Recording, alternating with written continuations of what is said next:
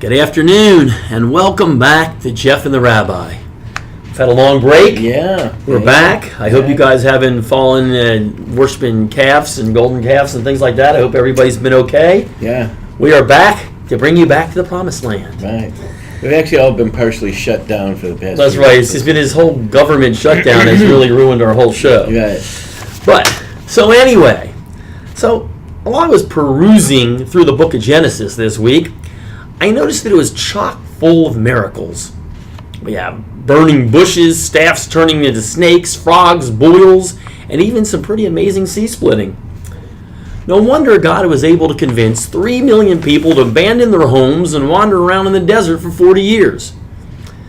The Hebrews were able to see and hear the overwhelming awesomeness of God with their own eyes and their own ears. When they were hungry, they ate manna. They never needed a new pair of shoes. Water poured out from rocks for them to drink. How could they ever doubt the existence of an absolute omniscient God? I get it.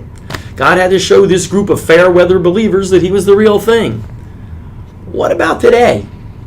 We live in a secular world where people who believe strongly in God are mocked and called racist and intolerant homophobes all the time. Our leaders teach us that man can alter the climate like a grandmother with a thermostat control in a Miami condo in July. Our children are taught they can change genders faster than Kevin Spacey driving to the Malibu Boy Scout convention. The world seems to be crazier and more godless today than any other time in history.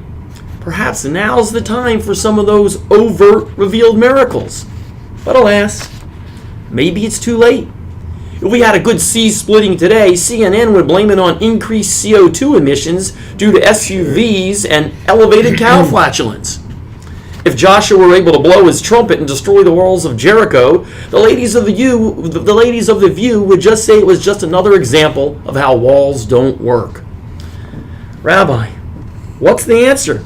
Can the Jews still believe in and bring the world to redemption without some pretty awesome obvious miracles? And even if these miracles were clear and evident, would they still be shadow banned on Twitter, Facebook, and YouTube due to their monotheistic fascist nature? What do we do? Well, one thing I'll tell you, just for starters, is that the vacation has been good for you. Yes. Yes. You're really sharpened up. Yeah. You're fresh. Tightened up the material a little bit here. Got some real good singers in there. Yeah. Did my best in a short period of time that I had. Yeah, we are going to be publishing the best of Jeff's intros. Some of best lines ever. But keep the children away from the set if you could for all. That's right. Safety. Yeah. So if you're looking for miracles, first of all, I will tell you, it's not just that they haven't been around. They're not around. They're not coming. Don't hold your breath. It ain't happening. Any miracles or just those overt ones? The overt ones. Okay, it ain't happening. It ain't happening. Now, there are all kinds of miracles that might go on every day within the natural workings of life, which we would call coincidences, and they happen. But I'm talking about the sea-splitting ones, where everyone whoa, that is totally impossible. All the Cecil B. DeMille miracles. Right. Those kinds are gone. Wow. They're gone. And even though everyone says, oh, come on, God, just show me a miracle and I'll be a believer and all that stuff. And really, the question is a good question. If God did that for them, to get them to believe, then it seems as though, we need that. Well, if we do, then we don't have it. So how can we believe? If they needed them to believe and we don't have them, how can we believe without those miracles? Right. I mean, he had a tough time convincing them even with all those miracles. Even with that, yeah, right. So here's the deal. And the reason I can say with confidence that they're not coming back is because the world is in a different era. Okay. There was what you could call the miracle stage, and now we're in the post-miracle stage. I would rather use a different phrase which encompasses a little bit of a broader idea, but it's the same idea. I would rather use the revelation age. Okay. The revelation age. Now, revelation age means the age when, if you want to know if there's God, he comes down on the top of a mountain and he says, I am the Lord your God. And everyone goes whoa, he just revealed himself. That's He's really there. Yeah. Nobody had any questions about that one. Oh, Right. The splitting of the sea and the boils and the plagues and the hail and all that. That's all really just part of that general idea of a world where God reveals himself into the world. And in that world, there was also prophecy. true. Okay. Right? Yeah. That's also a sort of revealed, the prophet shows up and he said, "Thus say the Lord." You know? Right. Right. And I got a message from God, and people trusted and believed that. And generally, these prophets were usually able to do signs or wonders to back themselves up. Right. Like they didn't just come say, "Believe me." They would say, "Believe me," and they would do something. Prove it a little Yeah, bit. right. Like, let's say Ezekiel comes along and he takes two sticks and he holds them in his hand, and he says, "I'm going. One represents Ephraim and one represents Judah, and I'm going to put the two sticks together and they'll fuse into one." And he holds the two sticks together and they become one. So it goes up. That's a good "Oh, okay." Now, I've been to Vegas and seen some of these card tricks, but that's a Right. good one. I've never seen a Penn and trick. teller. And, Right. I've never yeah. seen a stick fusing. But Right. Just stay. But when someone does that, everyone goes, well, not bad. Okay, look, got what something. else do you have to say? Right. Yeah. That was then, but now is now. Now, why was that then and now? So we did that for a good long while. Let's say going all the way back to the Egypt story. That's kind of when the miraculous stuff really Right. started to kick in. So from the story of the Exodus of Egypt, through the time in the desert, and into the land of Israel, and during all that prophetic stuff, Joshua with the walls, and a whole bunch of other stories Right. like that, where we see all kinds of miraculous things every so often happen. Right. So that period of time went till they built the temple, and in the temple, miraculous things used to happen all the time. Like there were certain miracles that were going on like every single day. Right. That all lasted until the temple was destroyed, and even for about 100 years after that. And that all came to an end after the Babylonian exile, and as they came back to Israel to start building a second temple. In other words, from the time of the Exodus of Egypt until that era was almost 2,000 years. A good chunk of time. Good chunk of time. At the end of that, however, no more prophecy, no more miracles, none of that stuff. Now there's all kinds of miracles like, that happen to people in little things, Right. every day. Like But that hockey game, you believe in miracles? yeah, And right, that's good to go. exactly. Right. Yeah, all that type of stuff. Or the guy that that prays for the parking spot. Right, The right. parking So spot I like opens it. up, I and all like that yeah. one too, right. Yeah. Okay, but all those are but not no sea splitting, no walls come Right, tumbling down, right. none of this stuff. Why? Why God shut that era down, and what kind of era are we into now? So, the reason why God shut that era down is it did what it needed to do. The message that it needed to send had been sent. There was no longer any purpose in it, but there was something new that needed to be accomplished. And what was new was man endeavoring to find God. In the Revelation era, God Another one finds down. man. Right. Here I am. And you look at him, whoa, there he is. Pretty It's cool. Nothing to talk about, right? Right. Isaiah shows up. Here I am. Jeremiah shows up. Here I am. Right. Thus saith the Lord. Well, okay. God, the Lord just like intrudes right into your life. And as a matter of fact, people used to live their lives in such a way that, they would expect that it was certainly a possibility Right. God could just show up in your life at any time. Right. Well, once all that's gone, we're in a whole different phase. Now, we don't see God anywhere. As a matter of fact, I'll show you a perfect example of the difference between that phase and this phase. In that phase of time, the big issue was idolatry. Right. Okay. Right? Idolatry. You hear about it all the time. The prophets are always talking about idolatry. The Torah talks about idolatry. That was in a phase when everyone knew that there's something out there. Mm-hmm. The question is it God or is it God's? Or that rock. Or Yeah, that or mountain. something, the ball or Right, something right. like that, right? Right. well, we're not in that phase anymore. No one thinks it's the bomb. Right? No one thinks it's God either, actually, nowadays. Right. Now we're in the, is it God or is it atheism? Right. Is it no God? Right. God or no God?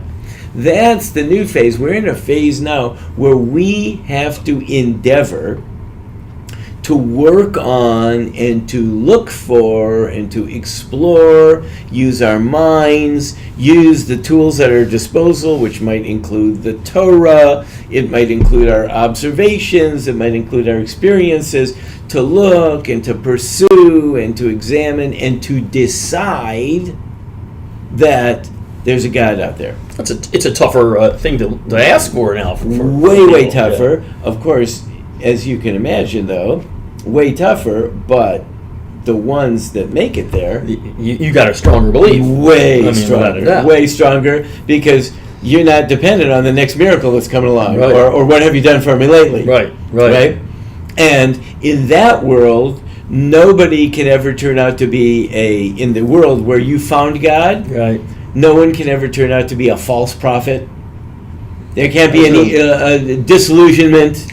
And I guess even in our world, I mean, listen, if you see one C split, you see the next. If he splits 2, 3, 4, 5 C's, I'm not even impressed anymore anyway. Right. I got to be honest with you. And even people that see miracles, they always want another one. Right. I mean, it's kind of addictive. That's a cool trick, but now what? Yeah. I've seen it. I haven't seen that C split for years now. Right. It's like, come on, Right. So that's it. Yeah, I heard the story. Let's see it. Do it again. So you get kind of like addicted to these miracles, and God says, enough is enough, right? I have verified the fact that I'm here. I've given you enough information to go on. Now I want to take away. I'm going to step back, and as it were, I'm going to go like behind the veil, and you've got to find me. It's now it's hide and seek. Right.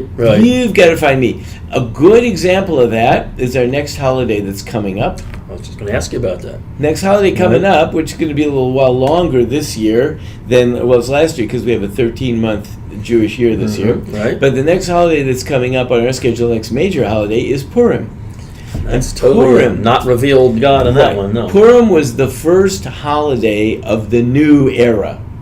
Purim was the one where God got us out of there miraculously, but miraculously if you chose to say it was miraculous. Right.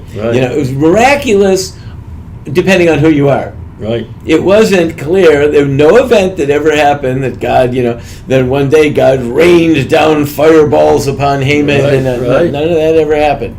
Right? He was revealed, exposed, hung, all very, very natural, palace intrigue and all that stuff. Very, very natural. You could read it miraculous. You could not read it miraculous. That's the new world. And that's the world we live in now. That's the world we live in now. You mean that parking spot could have just shown up, or the guy just happened to leave at the right time, right? Right. So a woman in my synagogue just ran a program. She needed to raise $3,500 to cover this program. She raised however much she raised, and she was short, $300 and some odd dollars. And she was really kind of upset because someone had spent $300 and some odd extra dollars that they shouldn't have, and otherwise she wouldn't be in a bind, and she didn't know what to do, and she was all distressed and everything like that. She opens up the mail, and there's a letter in there. The lady says, something happened today in my life, and what I heard what I learned during the program that you ran enabled me to deal appropriately with that event, and I'm writing you out a check, and I want to thank you and help you, and sent her a check for the amount. Yeah, just like that. Now, so she called me up, she told me that story. I said, well, if you want to see miracles, you can. Now, if you don't, you don't, but if you want to see it, there it is. Except there was one interesting thing. It was in excess of her shortfall by $9. Oh. So I said, what are we going to do with the $9? $9 is pretty significant. We need to, but that's not we can't just brush up those $9. Right. There's obviously a message there. What's going on? I agree there. So we're still trying to figure out. Well, he's using a 9, which could be 18. It's a good sign. Yeah, that's right. That's right. Something. So those kind of miracles, those are around, but that's the world we live in, and that's where God wants us to be, because He says it's time. It's sort of like you've grown up.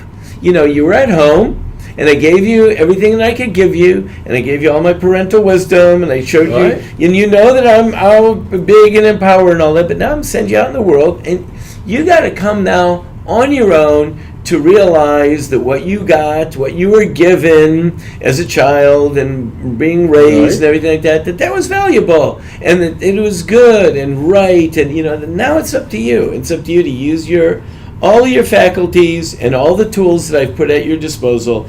And now you have to find me. Of course, if you do, you got something that can't be beat. Something that no one else would have had before. That's right. Now, the interesting thing is, if you think about it, the Purim story was, how many thousands of years ago? Is that about BC 400? So you're talking about 2,000, 2,400 years ago. It is kind of amazing, with knowing at that point we've shut out the revealed miracles, that Judaism and other religions are still around and growing strong. So this says they are, and I guess these are a lot stronger people than the people before, because they're waiting. Hey, what are you gonna do for me tomorrow? Give me some more water out of the rock, things like that. That's right. So it's a pretty good thing. But on the other hand, you've got a lot of people today, especially in our world today, a very progressive world, that would say, yeah, I got it. Yeah, no more miracles. There's no more miracles here. You can do anything you want. You know why there are no more miracles? They'll say because there never were any. It's not real. Yeah, it's not real. So is God waiting for the rest of those people to believe in Him, or just a strong enough contingent to take us to the next level? So we might actually say that the people that are around now, as doubtful as we are, we all have our nagging doubts, and we all have our lapses of faith and everything like that. As doubtful as we are, it could very well be that we are stronger than the generations earlier who saw more and knew more. And the reason we are is because the believers of this generation come to it based on a lot of conviction and a lot of gathering of information and a decision. Everyone who's a believer now has decided. No one is dominated by they saw the thunder and the lightning and the mountain shaking. When you see the thunder and the lightning and the mountain shaking, it actually was characterized by God as though God held the mountain over their head. And He said, well, that makes sense too. If you accept, fine. If not, you're dead. And of course, everyone had to accept.